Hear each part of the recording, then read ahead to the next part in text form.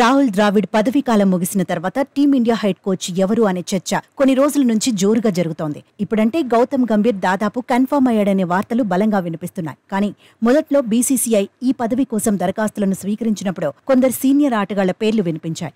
అదే సమయంలో భారత మాజీ కెప్టెన్ మహేంద్ర సింగ్ ధోని పేరు కూడా తెరమీదకు వచ్చింది.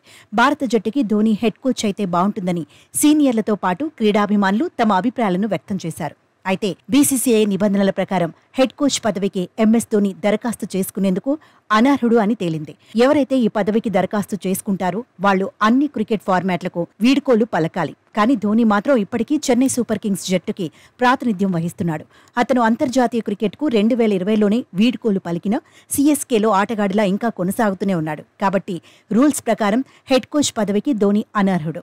నిజానికి ఐపీఎల్ 2024 తర్వాత ధోని రిటైర్ అవుతాడని అందరూ అనుకున్నారు. అతను ఐపీఎల్కు గుడ్ బై చెప్పి హెడ్ కోచ్ రేసులో నిల్చుంటాడని భావించారు. కానీ ధోని మాత్రం రిటైర్మెంట్ ప్రకటించలేదు. ఇదిలా ఉండగా 2021లో యూఏఈలో జరిగిన టీ20 వరల్డ్ కప్లో ఎంఎస్ ధోని భారత జట్టుకి మెంటార్గా వ్యవహరించాడు. దురదృష్టవశాత్తు ఆ టీమిండియా గ్రూప్ దశలోనే ఇంటిపాట పట్టింది.